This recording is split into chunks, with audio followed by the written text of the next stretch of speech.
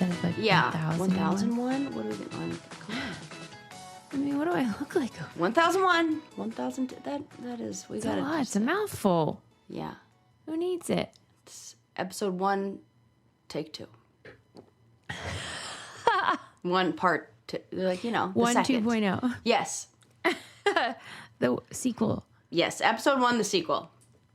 Welcome to the show, everyone. Lou and Lou are here. That's right. And we are in the same place, in the same house. It's so exciting. It's almost too much. It's really like, and I like these times where we have a few days together because then it starts to just feel like normal life and I just live with you. And it's like, oh, I wake up and I go and I have my little breakfast and say hi to Susie. Nice. And I just love that. I love it too. It's nice to have you here. I'm just practicing for the days when we then are in our commune together when we're old ladies and we can just like really settle into who we're supposed to be. You think of it as a commune, but I'm like more Golden Girls style. Like we're swinging and dance. We're going out on dates or, like you're doing stuff. Yeah, I mean, what I mean by commune is just the way I see it is we have a plot of land, and there are multiple small houses on this plot of land, and everybody, and they all kind of face inward or like a big horseshoe style. And then, you have like a kitchen area or fireplace in the middle or something like that. And so, I mean, commune in like layout. Yeah, all right, fine. But I'll the go with that. vibes As long are as Golden there's Girls. some LOLs and hot goss and all that. Yeah, and I need you to be like, what's the Blanche? Yeah, Duh. Come on. Right. I mean, come on. Right. Okay. Is there anything you want to share before we get laughing and learning, or? Yeah, I feel pretty good. Nothing on top of mind. I was saying I went to banjo night last night, and I forgot to tell you this, that how the Pit show is based in Pittsburgh, and correct. It's based on the hospital that's right by the Elks Lodge. It's called Allegheny General Hospital, where I was born. And I was at the bar, and in walks like a bunch of doctors from Allegheny General. And I was like, oh my God, this is like the crew from the Pit. They're done with their shift and they're coming over. It is. And the old guy that I was sitting next to, he was like, oh, Susie, here, let me introduce you to Seth. Seth's a cardiologist at Allegheny General. This is Dr. Seth whatever. And I'm like, oh, pleased to meet you. I'm Dr. Susie Meister. Nice. I just don't help anybody. But I just was like doing it not for the doctor's sake, but for the old man's. Yes. Because don't get it twisted. You are also a doctor, right? Yeah. Don't let these knockers What did he say? fool you. He goes, you're a doctor. Oh, good. And what did you say? I said, yeah, man. I am. And then he said, in what? And I said, religious studies. And he goes, where did you go? Yale? And I was like, damn it. I wish. But I think you went to, it's still a prestigious school. Sure. But it's not Yale. But he was getting mixed up because they have a famous divinity department. Oh, okay. People always think that I'm like. I did not, because they're like, wherever you probably should be the number one. That's and you probably true. did the best. That's right. Went to the best school. So that's what they're saying. Well, anyway, banjo night was fun, and it always is. I saw that you got some tickets. Did you win anything? No.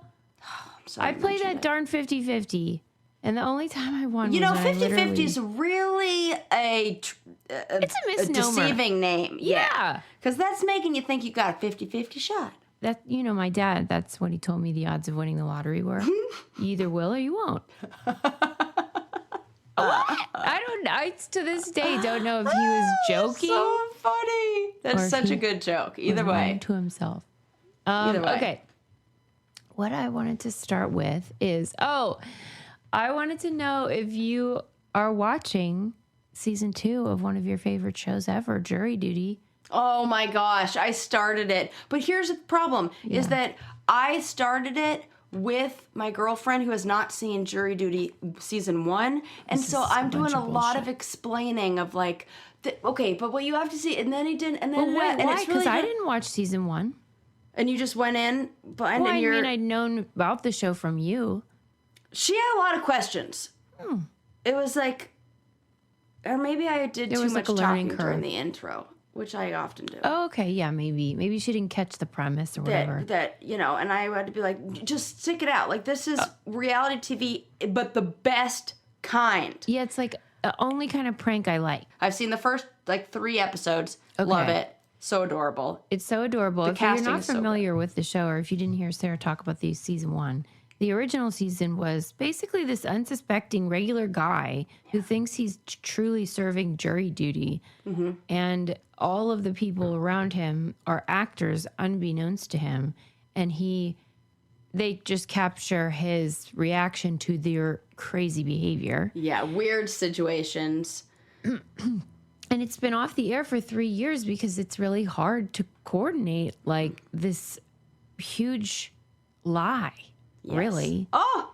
And so this season, it's not jury duty. It's jury duty presents company retreat. Yes. And it's basically like this sweet temporary employee who has been hired to work at Rockin' Grandma's hot sauce company. And everyone in there is an actor. And it's like The Office. Yes. It's like all these It's very bozos. much like The Office. And hilarity and just people being people is funnier than anything else. Right. You know? And I give the casting people so much credit because you have to find a foil who will give you more faith in human nature and make you believe there are good people out there, because he has to stick with it and be kind-hearted, or it wouldn't be fun at all. 100%. It is the casting. They win award. I think Jury Duty won some awards, and they should, because that the if you understand what goes into a reality show or any sort of production, that is perfect casting. You have to find the needle in the haystack. You have to be rooting for him, and that's a very rare, and you have to be rooting for somebody who also then is kind of removed from, I recognized one of the comedians in there, the actors in there, that what's her name, Lisa Gilroy, she's so funny, and she's right at that brink where she's gonna be huge in no time, but and maybe if you film it in LA, then there is, and they got away with that on the first one, where they used an actor who played himself, the actual actor. James, whatever. And Spader. James. I think it was James Spader or something Marsden. Like that. Yeah. Yes, Marsden. Yes. Okay. And he played just an asshole Hollywood guy, which is made it more believable because he's not. Well, and it makes more sense though, because anybody can go to jury duty. Yes. Yeah. And this woman came in as she's doing a I don't know, group activity at which, if you were a mediocre actor, you might do that as your side job. Yeah. And so everything feels very believable. And I'm glad you told me about it, because I wouldn't have watched it if you hadn't. It's great. Told me about the first season, and it's really good. So if you have kids, which I remember you said this about the original season, it's so fun to watch as a family. I did say that, but at the time, your son was not old enough, and there were some sex jokes that then when I saw it, I was oh God, you shouldn't watch that. He loves it now. This is the perfect age. I knew, I'm because it is heartwarming, and it does, give you hope in humanity. Mm-hmm. And then I saw a clip of the woman who plays the older employee, Helen. And she... Yeah, she got sweet. Yeah, she had a whole breakdown about being seen by this guy. And I think it's those kind of things, the same way the minorities had, people who were minorities had the same kind of feelings about the last guy. Mm-hmm. And it's really hopeful. Yeah, it is. And it's funny as heck, too. It's freaking funny. Yeah. But so anyway, thank you for telling me that I've been enjoying it, and I'm glad that you told me it was good recommendation. It's not like Interstellar where I resisted. Okay. Okay.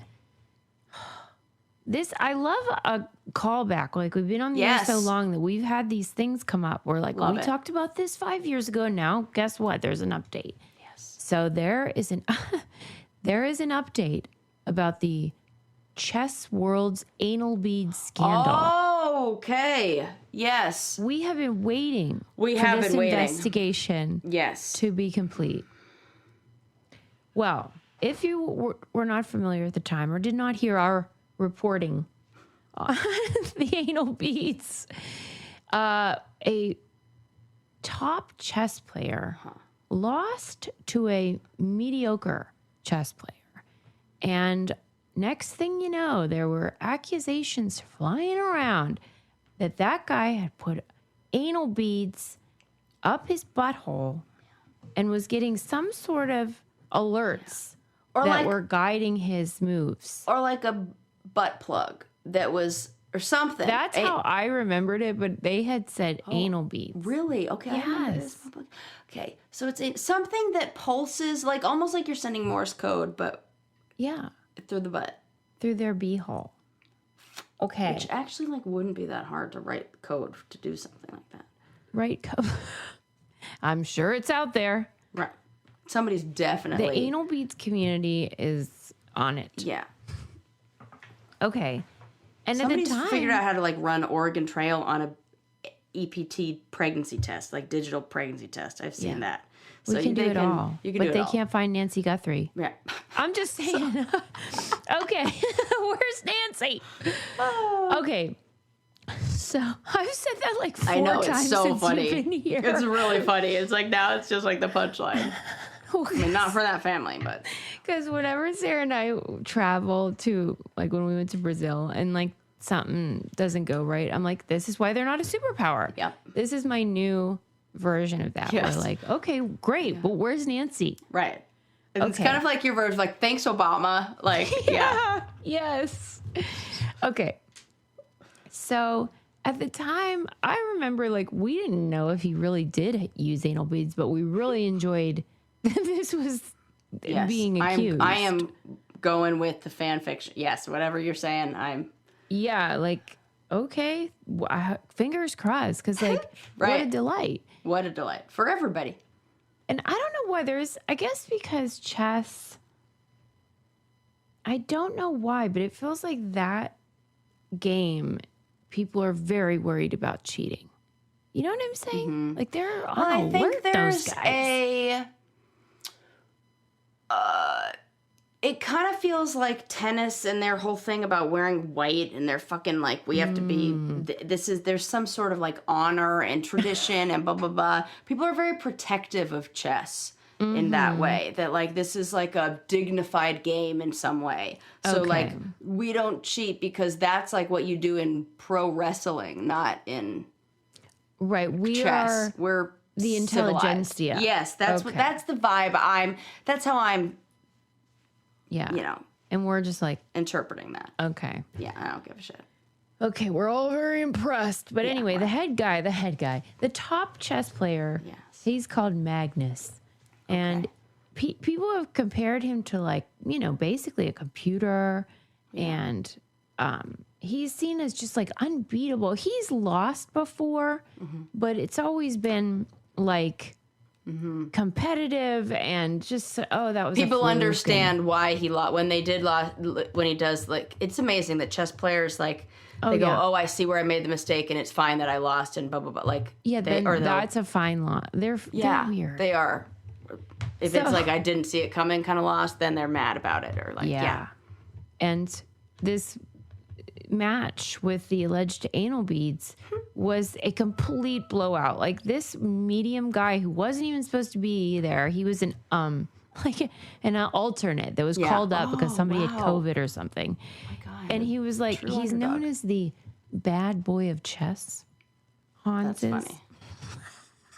The bad boy of chess is kind of like, okay, so what? You wear 2 clashing patterns. You wear stripes with plaid. He doesn't use a pocket protector. Yeah, exactly. That's how I felt. Oh, okay. Yeah, but he was known. Hans is known for raucous behavior. Oh. And nobody, he can rub people the wrong way. And so then he waltzes in there. You can see him like the font, so like flipping up his hey. And then just like kicks over a trash can just cuz. Yeah. And then it like doesn't kick over. It just like moves a couple inches. Yeah. That's funny. Like, ooh. Yeah. Like, ooh, yeah. And so he sits down and he is supposed to lose easily. And instead he's winning and he seems like bored and not engaged and just sort of like, what? Nonchalant about it, kind of. Nonchalant. And so... And they're like, you should be very chalant. For real, I was like, you got a cat? Oh my God, Susie. This is your cat. Who, by the way, is obsessed with me. Kathy is the best cat I've ever had. You only want to cuddle. She's the one that you can put up in your shirt. Yeah, she wants to cuddle. She slept with me all night. She loves you. And she did this, the massage, and then she like got all cuddly, and I'm like, oh, I guess we're doing this. Kathy's the best cat. And I woke up at one point, and there were 2 cats around me, and I was like, you're so lucky. I love this. Yeah, it's nice. Because it feels like they choose you, you know? Yeah, they do. Because like... That's why I feel like a cat. Yeah. You're a dog, I'm a cat. I'm a dog. Yeah. For sure. You love everybody. Yeah. You eat your own poop. 100%. Okay, so Magnus didn't like losing it in that way, and he definitely didn't like losing to Hans butt plug Neiman or whatever his name is. And so he tweeted out the next day, I won't be continuing in this tournament. And then he didn't say it's because someone cheated, but he implied like something smells rotten. Mm-hmm. And the day of his loss, he had basically accused a cameraman of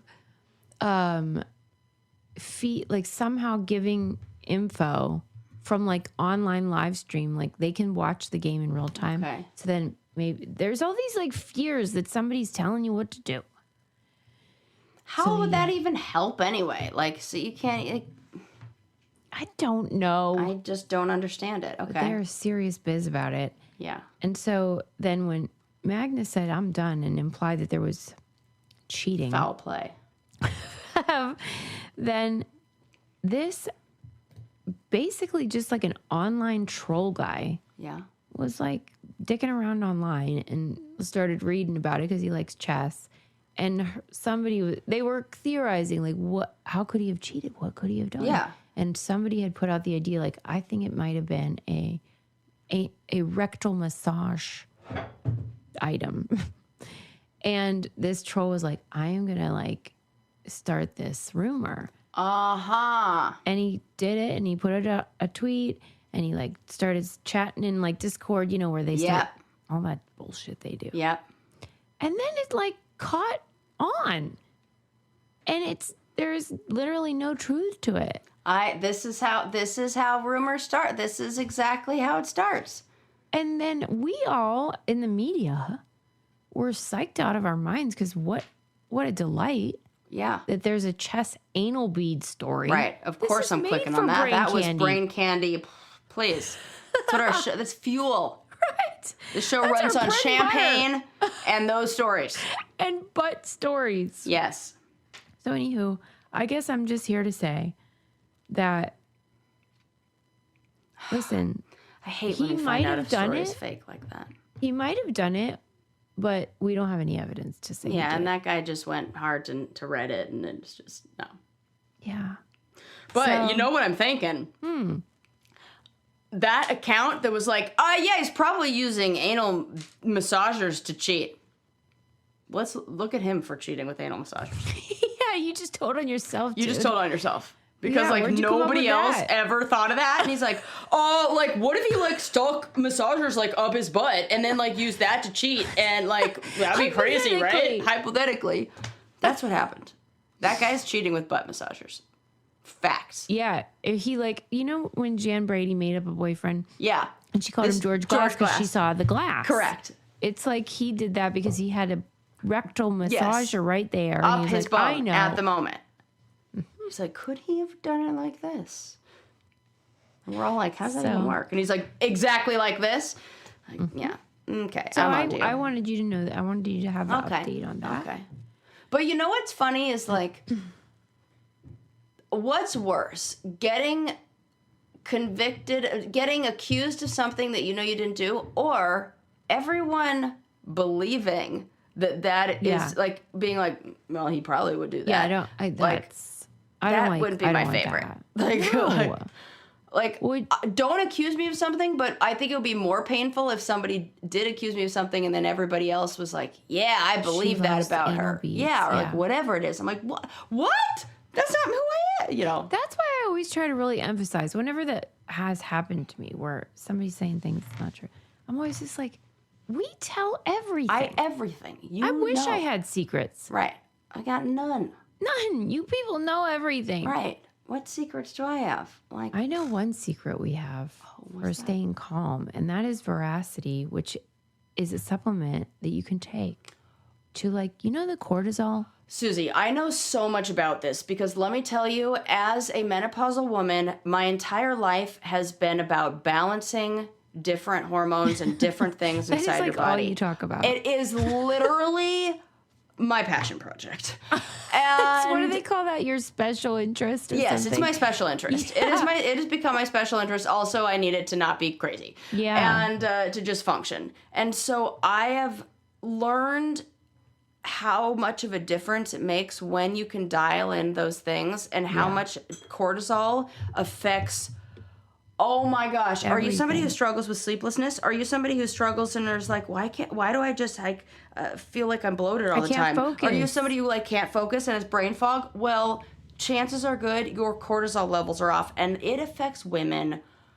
Yeah, because we have to do everything.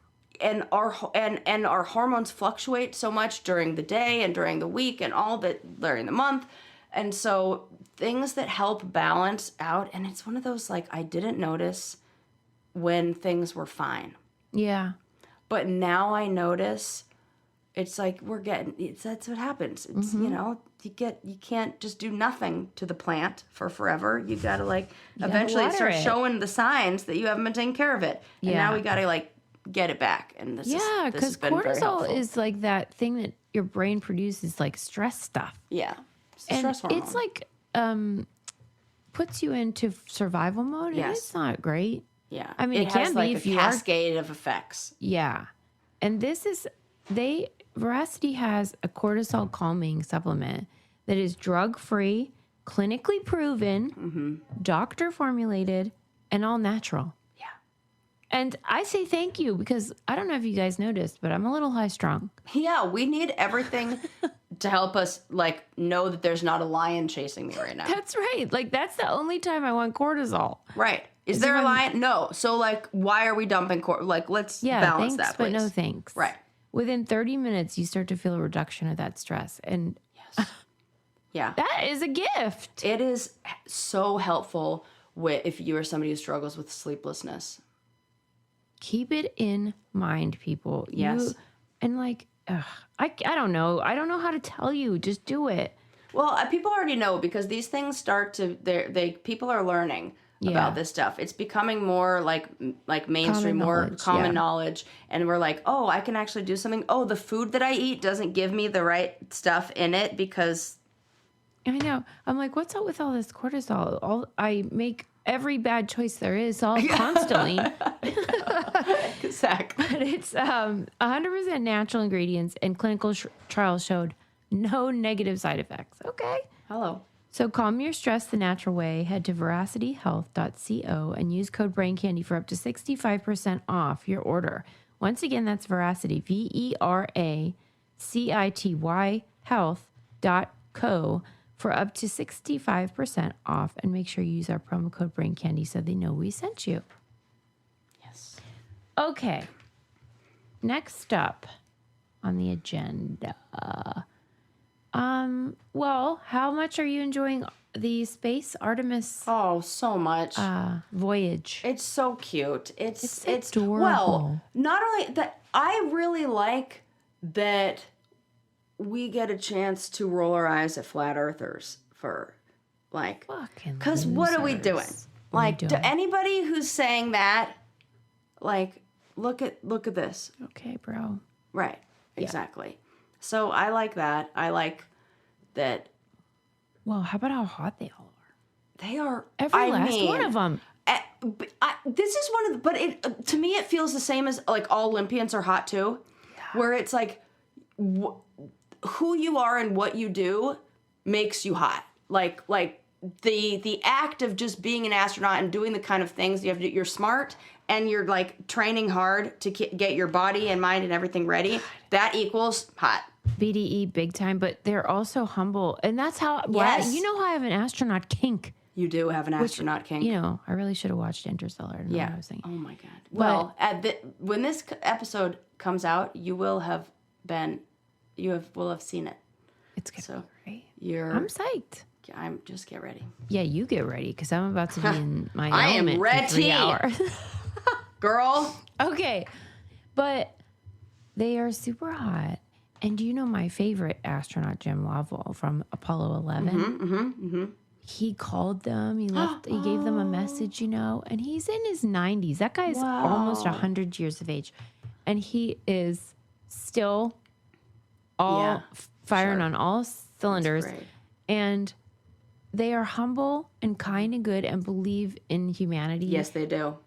Despite everything. So cute. And the guy whose mom died and wife died, and now he's the freaking widow with the 2 daughters. He's just the most handsome. Ugh. Dreamy. And when they all hugged and cried in space, what are you trying to do to us? I mean, you know what? Actually, I'm glad because when the Olympics were over and Bad Bunny was over and the heated rivalry, Sarah lost her will to live. Of the rivalry lost some temperature, I guess. I needed something, and this is doing it. I need like little moments of humanity. This is like how I'm marking the year, not in like tragic events like how we sometimes often do, but in the moments. So it was like, okay, Olympics, Bad Bunny, Artemis. Yes. You want levity, you want inspiration, you want transcendence. Yes. You want awe. Yes. And these fools check. And Victor, listen, buddy. I don't know what to say to you in that suit. He is something. Yeah. Okay. They're all Victor, just so charming. Okay. They are. They're all so nice. They seem like really decent, wonderful people. Yes. Okay. Sarah and I watched the Moriah Wilson documentary about her tragic and untimely passing. I feel like I didn't get to see the end of that, though. Did we catch the end? Did I fall asleep? We did, but you were getting sleepy. Oh, I knew it. I felt like Sarah has been through a lot. Not as much as Mora, though. She's like, all I was like an early flight. She's like, she's been through a lot. And, okay, so the story is, and I remember following it at the time, there's really beautiful, it seemed like you looked at her and you're like, that's a nice lady. Yeah. She is a gravel cyclist, and she was murdered by the girlfriend, on-again, off-again girlfriend of another gravel cyclist. And I remember it because all the people involved were, attractive and accomplished, and it just felt like, what are you doing? Throwing everything away, right? What could you be so dumb? And then also because the accused was a complete goon and kept like evading capture. She was like hanging out in Costa Rica, got plastic surgery, but like she looked the same. To look like her sister, it was very weird. She did a whole bunch of stuff that she's a total sociopath. Total. And that's why I made Sarah watch it, because I already watched it. Then I'm like, okay, watch. Yeah. And then when we do that, I just stare at Sarah. I know. And that's what it's going to be like when we do Interstellar. I'm going to watch you watching it. I'm just going to be like. Yeah, because I look at Sarah to be like. Yeah, but I confirm what you thought. Like every time that I did that, I would say something like, well, this is blah, blah, blah, whatever I said. And you'd be like, that's what I was thinking. Yes. So there were a few things that we highlighted where something about the boyfriend. What did we say about the well, because he was like sort of a playboy, right? Like, but you were like, I don't get what the big deal is. I don't get what the big deal is. Douchebag. But he clearly had something that made these gals lose their marbles about him. But He was, you said that he was somebody who's like, kind of like maybe a neurodivergent type where they like focused on their hobby. Yes. And they're probably not the best boyfriend. No, but then terrible boyfriend. Sometimes that can make someone more and interested. That makes, he like give me Alex Honnold vibes. Yes. Yeah, where he's just doing whatever the hell he wants. Yeah. And it's not his fault. He was kind of like annoyed that she was so talented. It felt like when she focused on her career, Moriah. It seemed, the woman who's now been murdered. Yeah. The victim. Yeah. It felt like there was some like jealousy or resentment. Like he resented her for. Maybe his star was falling a bit and hers was rising. Mm-hmm. And I think he did want to keep that. Yeah. He wanted to it to rub off on him. But anyway, it's a true crime doc. You know how it is. But I love them because they do always make me think. And I will never not be interested in sociopathy because you just think, this is because the murderer is beautiful. Oh, so charismatic and beautiful. And like, you just think, not her. Like, she looks like the kind of woman who would be like, I am close to all these little like ski towns and little like sport, like she looks like the kind of woman who would be like getting coffee in Breckenridge, like after a mountain biking ride where you're like, wow, that woman is so like casually beautiful. I know. And Fuck like them, effortless. And like, it just is like, oh, I just am like I'm this. So perfect and beautiful. Yeah, and they like, I have a garden and everything grows in it, like that. I think that can make it hard too, though, when your boyfriend is disinterested and you're like, my man. Right. Like, people want to go out with me. Yeah. And so I do think there's that element that can make it worse where they get all this attention. Yeah. And then the one they want attention from, but he's like, don't go out and kill people. Yeah. That to me is like, and she watching video of her in the courtroom and everything. Nobody's home in there. Nobody is. Mm-mm. There ain't an ounce and even a flicker of remorse or anything, or even doubt or shame or anything that is correct. She is. I think she. I haven't annoyed. even done anything. She looks annoyed. She looks like, why are they even taking up my time? Can I just go back to the jail cell? Yeah, she's like, what's the big deal, dude? I can't relate. I can't relate. Wow, do I feel different about that? Mm-hmm. Yep. It just was. I have like secondary, like, I'm nervous for her. Yeah. But I would recommend it because I thought it was a good doc. Yeah. Okay. And it's just so crazy. It's like. I mean, and we did talk about.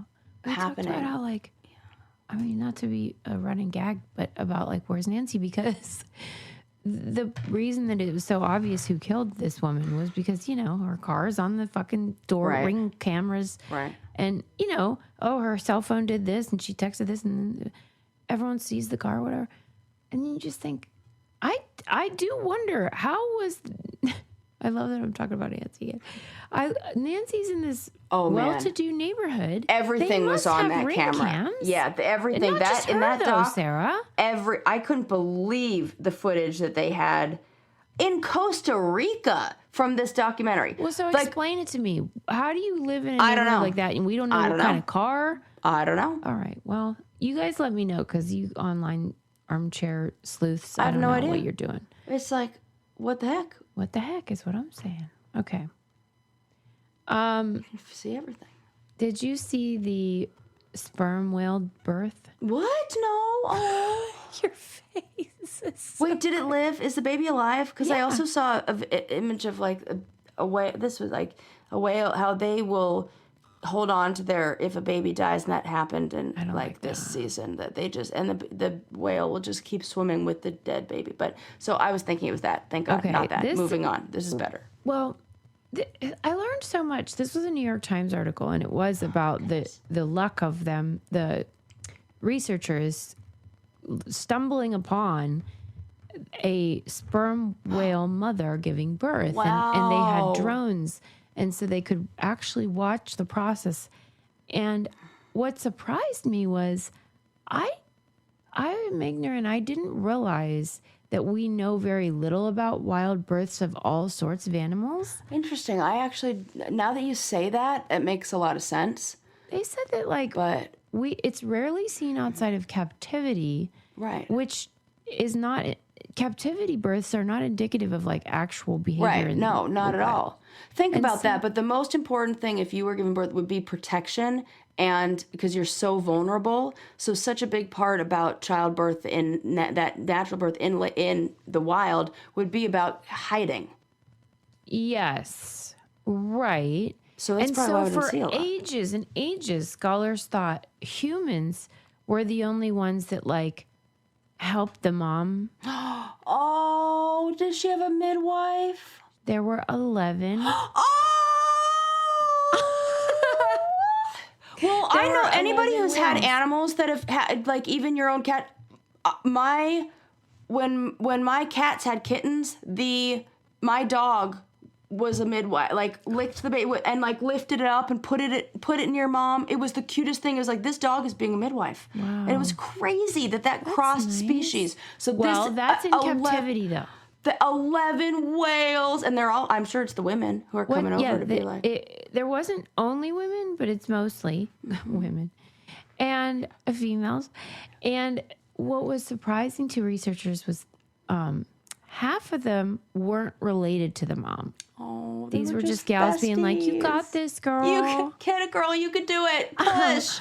And then whales can't breathe underwater, and they can't swim at birth. And so they gave this mom gave birth, and then they each took turns holding the baby. What are we gonna do? Oh, they call that there's a name for it in the like research community. It's called like the primary supporter or something like that.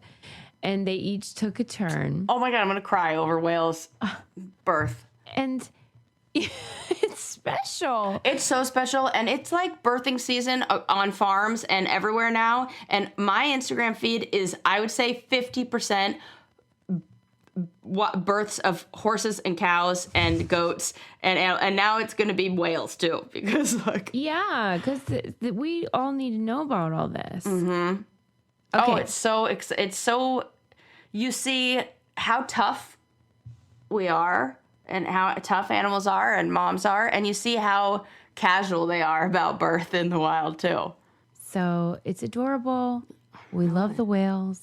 Well, I just love that science, which you think is sort of, they know everything already. Right. No, they don't. Especially about animals. They're so mysterious. And every time we do think we know something, we're just kind of like guessing until we find the instruments to actually learn more. It's really special to know that humans aren't the only ones who it takes a village. Yeah. You know what I mean? They're all holding that baby up. I want to help somebody have a baby, like in that. Ew, I don't. I do. It's so My brother's delivered like 2 babies. Yeah, and did he say how disgusting it was? No, he thought it was beautiful. And he still goes to those babies' birthdays every year. They invite him? Yep. Oh, it was like roadside assistance. Yeah. Like at their house, like on their kitchen floor. And like, magical, and they love it. And so he comes, like, I think there are a couple kids, like one's like 7 now or something. I think that's real cute.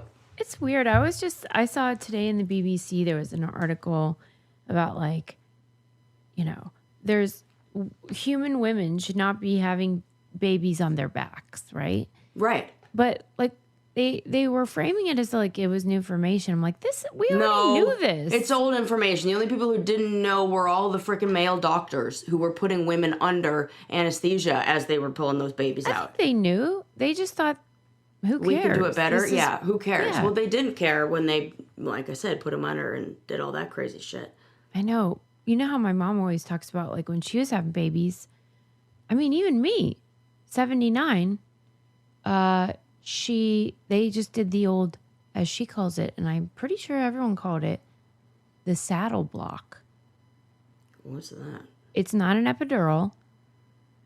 It is just some sort of weird ass thing they used to call the saddle block, where you can't feel like below your waist. You become like a paraplegic or something. Okay.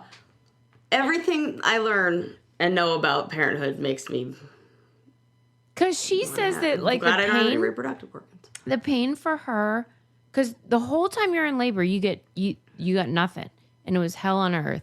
Yeah. And she says she calls it the ring of fire. Oh my God! Around her abdomen and back, back, like a million all the way kids, around. So, jeez.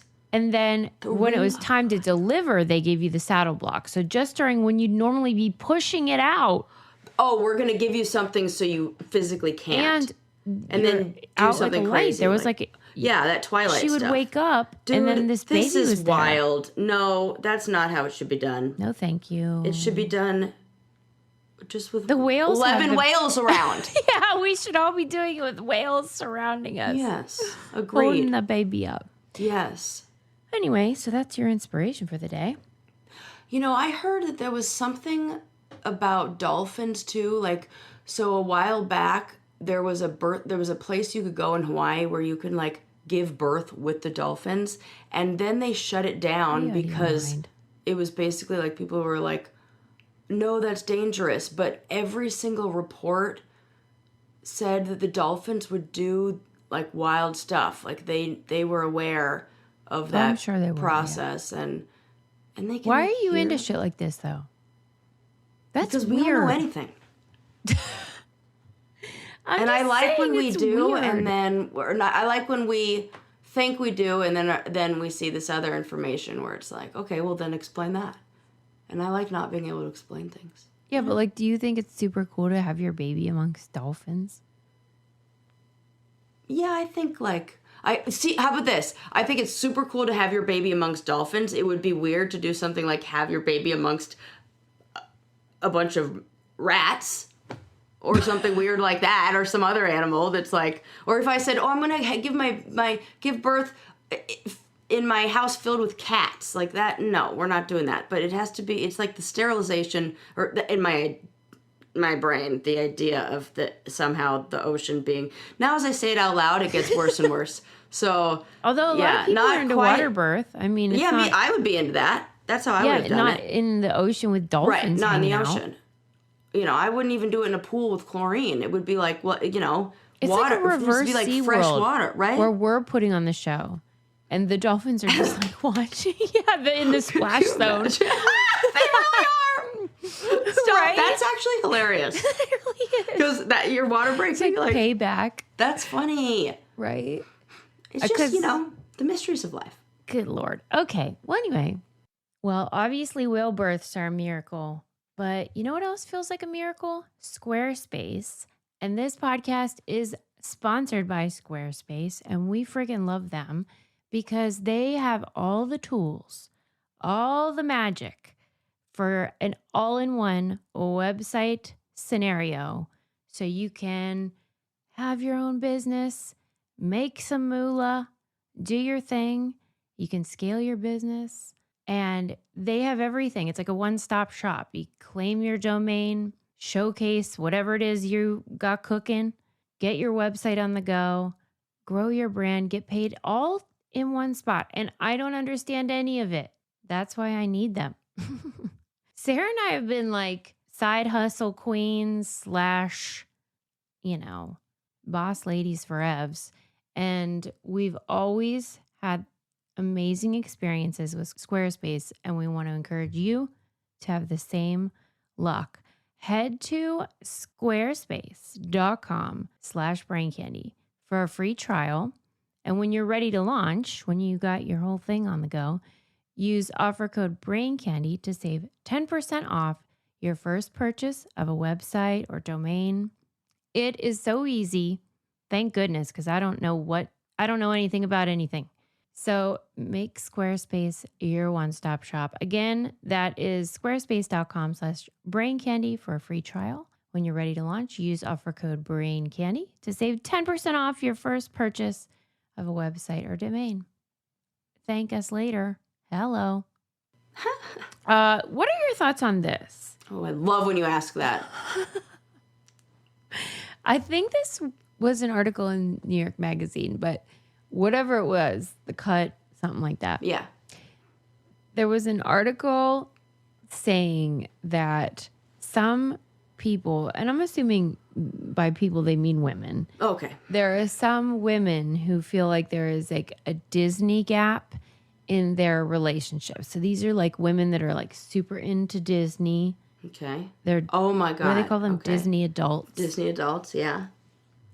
And that like their partner is not as into Disney as they are. And like they feel like they can't get past it. And that they don't understand why their partner isn't more supportive of their Disney my Lord. obsession. Well, the second half of that, I don't understand why they don't understand why their partner's not supportive. This is that's like saying there's an NFL gap. Well, there is. I know, and it doesn't matter. Let him do his Where's little that thing. article? Let him go do that. Yeah. And you go do your thing. But if you're saying I want to be with somebody that prioritizes the same hobbies. Yeah. Then I'll allow you to say that. Person. Yeah, you picked the wrong person. Because that's the thing, you know, I have a friend who's who, you know, I always think about setting up because I always think that she's like such a good like match for somebody. Mm. And anytime somebody is presented, a name is presented, that we're always like, well, how does this person feel about sports? Do they like sports? They have to like sports. Because my friend loves sports, and that's always going to be part of her life. And she wants somebody who's going to be engaged with watching sports. In the same way I wanted somebody who's a snowboarder. Like, I got that crazy specific. Yeah. And when they weren't, I didn't like that. So I found somebody who was, because I wanted somebody who enjoyed the same hobbies. Yeah. Yeah. Mm-hmm. This is that, but don't be like it's because they don't like. I mean, I guess, but call it what it is. You just have a mismatched, you know, hobbies. Or really, why I'm actually getting upset about this, and you can hear the tone of my voice, which is I could take it down if you're not just, but you know, I love it. Okay. I love it. Just stay there. Really, what I think these people should know is that it is your differences, and it is having individual passions that you can pursue and then come together and talk about and share so that each of you can have a curiosity. Maybe what you're saying is I'd like my partner to be more curious in the things that I'm passionate about. Yeah. And if that's the case, I think we have to, I don't know, be kind of realistic about how excited somebody can get about like a Mickey Mouse shaped fucking waffle, you know? Okay, Sarah, but I understand somebody's love or passion for that. I actually thought of you, though, when I was reading the article, because do you remember when you had gone through your hysterectomy? Uh-huh. And your partner at the time, you know, maybe wasn't prepared for the degree of difficulty. Yes, that's true. You know, adult intense experiences require of each other.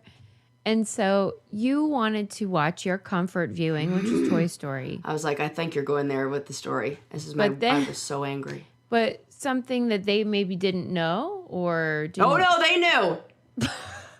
They were very aware that this was something that comforted me and made me feel good and was something that I would watch. The film? Yeah. Yeah, but I don't know, to correct me if I'm wrong, but did he know that you insist on reciting it out loud? Yeah. The whole I share time. that real soon in a relationship. It's like, if so, you know, we're... Because if somebody told me like they loved Terminator and they were obsessed with it, but I didn't know that if we watched it, they would do the entire script out loud. I've definitely done that before. Okay. And I will quote it regularly. Yeah, like, you should know better. I could play it in my mind. Like, I do it all the time. What? Like that? Yeah. Anybody, I think, well, this is a perfect example. My current partner has not ever seen me do that. But she knows damn well that I do that. And she's like, oh my God, I want to watch it with you one day. And I say, no, you don't. Because I will say it. And she goes, I know, that's the part I want to see. Okay. Marriage material, I think we should do that. We should test it, though. Because what if she can handle it? No, she's going to think, she's going to I don't know, probably think it's amusing or cute at the beginning, and then probably going to be like, okay, well, this is your thing. Maybe it's a one-time deal.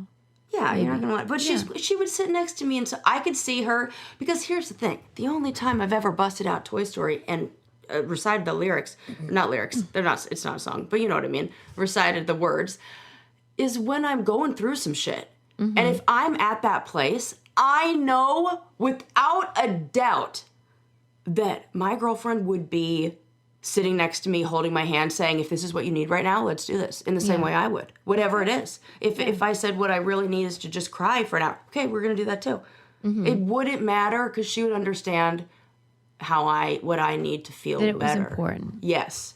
And that's the part where it didn't matter. She understands and wants the outcome of me feeling better. And is like, yeah, whatever you got to do that feels better for you and whatever it takes, I'll help you get there. And I support whatever you're going to do. I was with somebody who was like, can you please get to that outcome? And I'd like you to only do it in these specific ways because the other ways annoy me. That is shitty in my mind. Well, and in the article, there were some people who said that their partner had sort of hidden the intensity of their fandom during the courting period. Yeah. And then only once they were committed did they reveal like the severity of their fanaticism. I think that can be a little bit of a problem. I think that's a problem, because I think we're starting off on it. That's a bait and switch. Yes, it is. And we can't be hiding things. Yeah. That's like not being authentic with who you are. And there you go. That's a them problem. Because then, here's what I would say to that person. Okay, you're going to start fresh in a new relationship. Yeah. You're going to do everything exactly the same that you did before. Where are you going to end up? Trouble. The same place. Trouble, yeah. So that's how you know you got to do something different. Okay. And so they got to be more open with their Disney love. As a Disney aficionado, or at least Pixar, or whatever you call yourself. Yes. What is it about this? Well, I do. It's here's what, and I can't speak for everybody. Here's my take, and here's what I think. Well, because I also see this. I'm sorry. I also see this from people who, like, any kind of fandom in a way, like that. Often, like a fanaticism. Okay, like for me, when I was going through difficult things as a child, this movie was what made, it's kind of like your little stuffed animal, like your son's 99. Like, it's like that kind of, it provides that sort of emotional support. So, right. And so I think it becomes a representation of childhood healing and something that was safe and protective when maybe other things weren't, and especially Disney. Yeah. All right. But what do I know? Yeah, what do we know? I love Pixar. Yeah, you do. But really, just you Toy don't Story. Talk about it all the time, or anything. But I have Toy Story shoes. I have like Vans that I have multiple Toy Story. My screensaver right now on this computer is Toy Story. Yeah, the signs are there. That's a normal amount of enjoyment. Yeah. And I have it's right. You keep adding to it. I know. And that. But I will say, because I think I have a healthy relationship with that, and I understand what that served and how that helped. It's fun. And but if that became all that I cared about, and I pushed other people away for that, then I would say, let's talk to somebody. Well, yeah, but you don't. So right. And that guy could have sat through one viewing of it. He didn't even need to sit through it. I wasn't asking for that. Oh. Susie, let's be really clear. Yeah. He walked from upstairs through the living room and said that in passing. I didn't know as he was on his way to the fucking kitchen. I thought you were making him sit there with you. Nope, was not. He said that walking through the living room. Oh, this again? That's fucking cruel. I wasn't invited, and I just had I can't move. I would go watch it in another room with the door shut, but I can't move anywhere because I just had fucking surgery. I didn't know that. Yeah. I forgot. Yeah. I probably didn't. My voice Back is then you anger may have. toward her.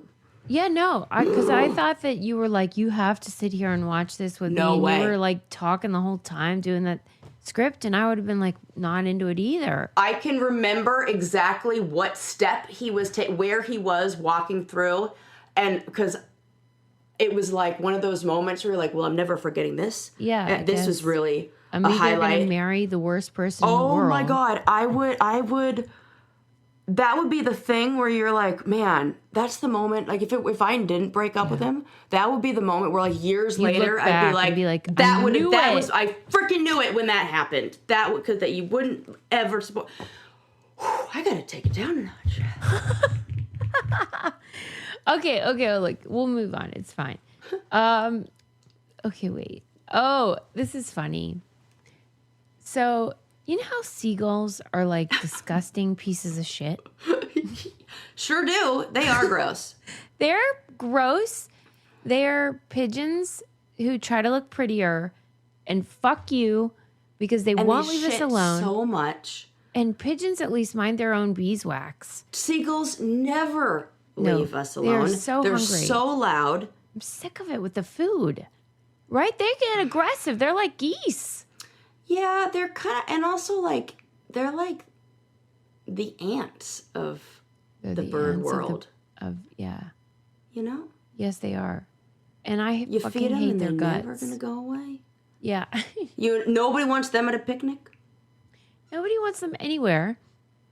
Even if you're on a cruise ship, if you're at a restaurant that has like an outdoor seating on a cruise ship, which is moving, it's not like it's always there. Uh-huh. Those fuckers will not leave you alone. I could hear their sound in my head right now. Squawking. Yeah. Fuckers. And okay. Shit. Well, they did a study that's hilarious, which is they were trying to figure out, like, because if it's just you holding like a French fry in your hand. Oh, yeah. Okay. The bird really, it won't like try to take it out of your hand. Like it wants to come close and it wants to eat it and stuff. But like it knows that you will murder it. And so like it's not going to push its luck that far.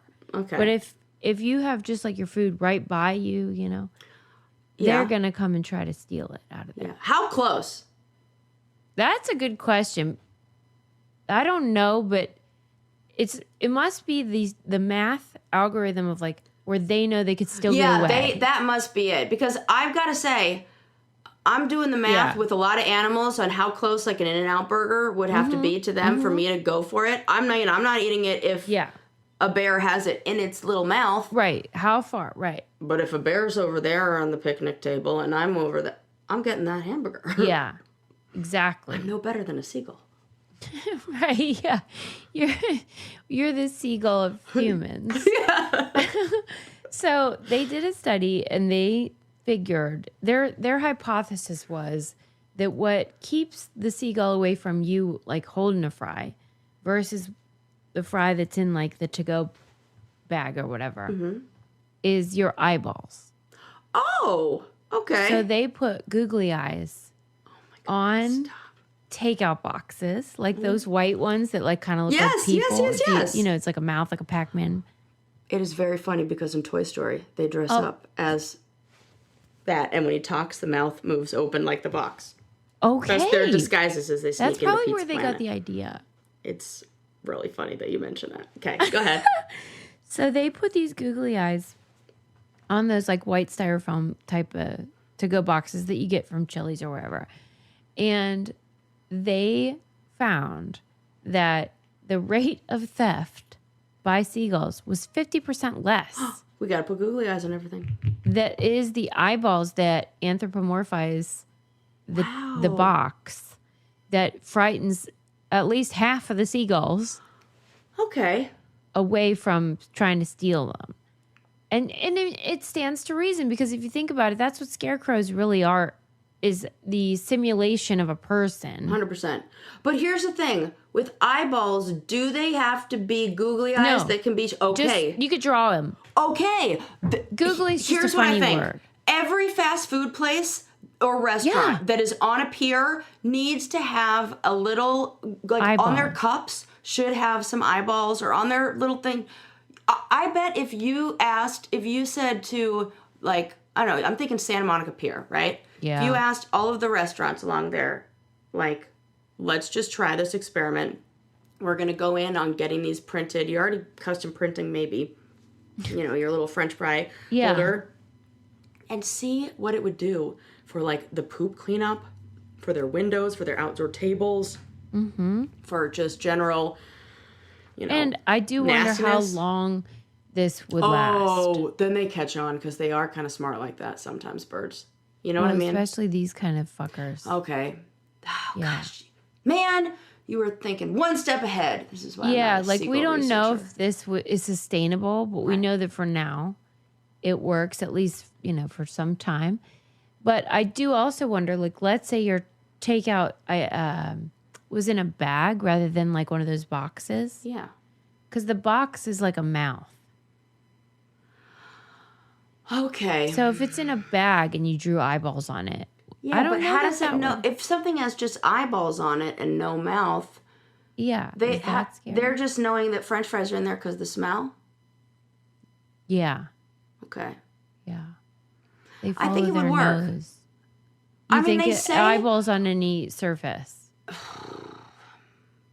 I don't know. That's a really good question. I think it might be the mouth with the eyeballs. Yeah. You need both, but we don't know. They have to continue their research. They do. They need to do it on like a something else. Yeah, a bag. We need the bag. Just throw 2 eyeballs on it. But good job, science. That's funny. Yeah, that's one that's, I think, an Ig Nobel Prize contestant. Okay, I'll add that to our list for this year because you told me to keep track. That's great. I'm like so glad that I did because I'm like, that's a great list to keep. We should do that. You're like, somebody is really thinking here. Yeah, they are. All right. Well, that's my story for today. Well, I loved every single one of these stories. Thank you so much. Good. I really did try. I mean, it's not every day. You know why? So many animal stories. A lot of animal stories, and also the chest anal beads. I'm always going to go for that. What a treat. Yes. And then the Jury Duty season 2 company retreat. So good. Is Brain Candy Podcast recommended. Yes. So seal of approval on that. So everyone should watch. And we love you. Thank you. I hope this is the first of another 1,000 yes. episodes. We'll see you next time.